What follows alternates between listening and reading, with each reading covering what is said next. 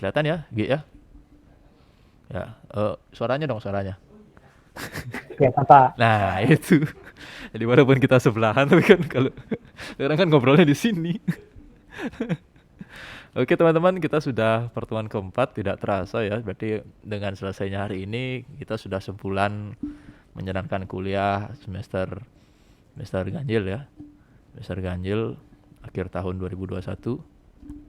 Nggak terasa ya, udah sebulan aja. Nah, jadi hari ini materinya tidak banyak sesuai yang saya katakan. Jadi kalau kemarin kita sudah cukup banyak bahas tentang industri dari mulai sejarah lalu cakupannya hingga bagaimana industri itu dari yang zaman dulu sampai hari ini hingga hari ini belakangan ini. Sekarang kita akan kaitkan industri itu dengan budaya. Ya, sehingga muncul sebuah konsep, sebuah pembahasan yang menarik tentang industri budaya. Kira-kira kayak gitu ya. Nah, tapi sebelum kita bahas tentang industri budaya, saya ingin flashback dulu deh. Bagi siapa yang bisa memaparkan, menjelaskan sedikit saja tentang industri, apa yang masih diingat, apa yang kita bahas minggu-minggu sebelumnya tentang industri. Siapa yang bisa? Kira-kira langsung bisa speak up. Satu kalimat, dua kalimat, it's okay. Tentang industri, kita kan sudah banyak ngomongin soal ini. Ayo, ayo, ayo. Apa saja tentang industri, kan kita sudah banyak banyak sekali bahas ini.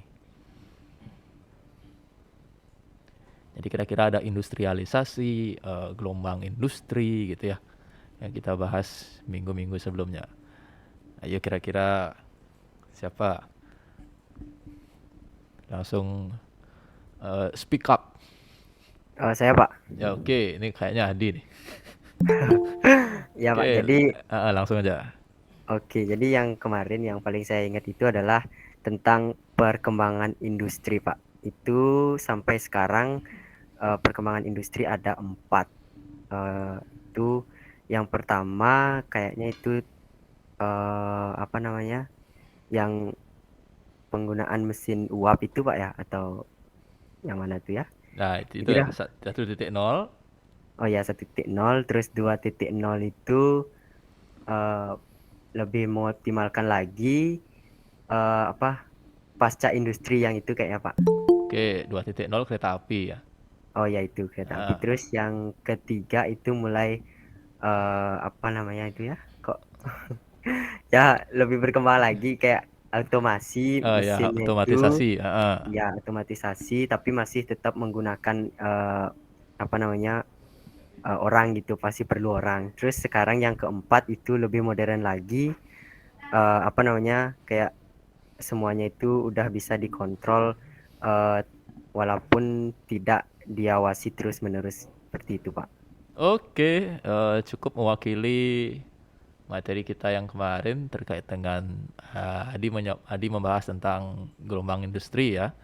Jadi gimana ceritanya dari manusia yang awalnya hanya bertani, berkebun, itu dengan adanya inovasi teknologi, ya orang-orang mulai berpindah pekerjaannya, itu disebut industrialisasi. Lalu di 1.0 ada pengoptimalan mesin uap, kira-kira kayak gitu. Nomor dua mulai adanya pembangunan rel kereta. Ketiga otomatisasi. Yang keempat sekarang kita sudah nikmati yaitu IoT dan media-media terhubung wireless lainnya. Oke, itu kira-kira ya industri ya. Ya, tapi benang merahnya, garis pentingnya adalah gimana inovasi teknologi, teknologi informasi itu mempengaruhi kehidupan manusia. Nah, sekarang yang kita bahas adalah kaitannya dengan budaya. Ya. Nah, kita ketemu sama orang lagi. Ya, jadi masih di tahun yang sama ya, tahun 40-an. Ya, jadi ada seorang yang bernama Theodor W. Adorno. Ya, ini tadi Frankfurt. Frankfurt itu Jerman ya. Frankfurt itu Jerman. Jadi si Adorno ini punya pemahaman ya, jadi tentang jadi kata industri budaya, konsep industri budaya itu bisa dibilang dia yang mencetuskan. Ya, di mana si Adorno ini melihat adanya kejadian ya, adanya fenomena di mana produsen korporat itu menjalankan kontrol dari atas ke bawah. Lalu kontrol dari massa itu adalah adanya pelemahan harapan bahwa budaya muncul secara spontan dari massa itu sendiri. Maksudnya gini, di zamannya itu, di zaman 40-an itu, si Adorno ini melihat bahwa budaya itu tidak lagi timbul dari masyarakat, melainkan seolah-olah ada yang membuat. Ya, melainkan waktu itu korporatnya bisa tanda kutip menciptakan budaya. Ya, jadi ada fenomena seperti itu. Ya, jadi di mana budaya itu harusnya muncul secara spontan dari masyarakat, dari massa, dari orang-orang. Tapi tahun 40-an itu Adorno melihat bahwa budaya itu tidak muncul dari masyarakat, melainkan diproduksi oleh korporat. Nah, itulah dasar dari sebutan industri budaya. Jadi budayanya dijadikan industri. Kayak gitu ya, tanda kutipnya lagi yang bahasa yang lebih mudah dipahami adalah budayanya dibisniskan. Kayak gitu tahun 40-an itu. Jadi perspektif ini dianggap sebagai perspektif kiri. Kayak gitu ya. Nah, jadi Adorno mengganti budaya massa dengan industri budaya. Jadi yang awalnya adalah budaya itu harusnya berasal dari masyarakat ya. Tapi Adorno melihat bahwa ada budaya yang malah diciptakan atau diproduksi oleh korporat waktu itu. Ya. Jadi Adorno menyebutkan budaya massa atau industri budaya tidak berarti bahwa ia berasal dari massa, tetapi diproduksi untuk massa. Kayak gitu pandangannya dulu. Ya. Jadi adanya komodifikasi itu macam bisnis ya, macam penjualan bentuk-bentuk budaya atau benda-benda seni. Ya. Dan bentuk-bentuk budaya menciptakan sarana pendapatan bagi penciptanya sehingga menjadi keuntungan menjadi lebih penting daripada ekspresi artistik. Jadi itu ya. Jadi ada kesempatan untuk tanda kutip berbisnis dalam budaya. Jadi tahun 40-an orang-orang sudah mulai melihat bahwa budaya ini adalah celah untuk berbisnis. Jadi banyak barang yang bisa diciptakan, dibuat, dan itu memberikan keuntungan bagi penciptanya. Ya, lalu keuntungannya jauh lebih penting daripada ekspresi artistiknya. Ini bermata dua, ini pisau bermata dua. Di satu sisi mendatangkan keuntungan secara ekonomi, tapi di sisi lain ekspresi artistiknya berkurang. Ini kayak terkait juga dengan pembahasan kita kemarin ya. Jadi teknologi informasi itu mempermudah penyebaran budaya, tapi di sisi lain dia melemahkan nilai budaya itu sendiri.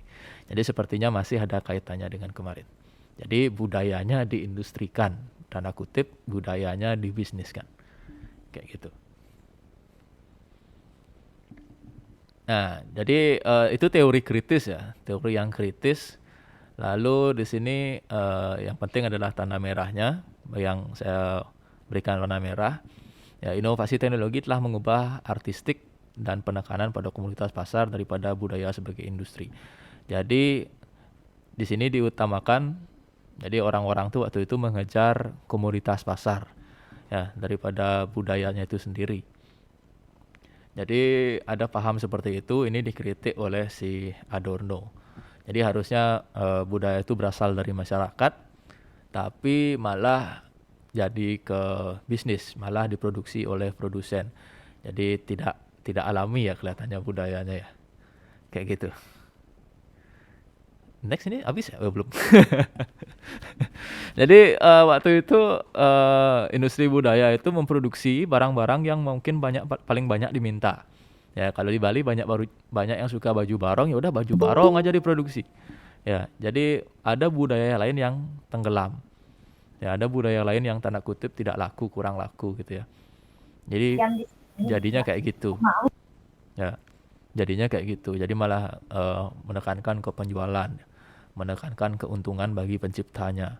Jadi kayak gitu. Jadi budaya mana yang kira-kira laku itu yang dikomersialisasi. Sedangkan yang kurang laku itu ya udah dibiarin gitu aja. Ya malah kayak gitu. Jadi negatif maknanya industri budaya.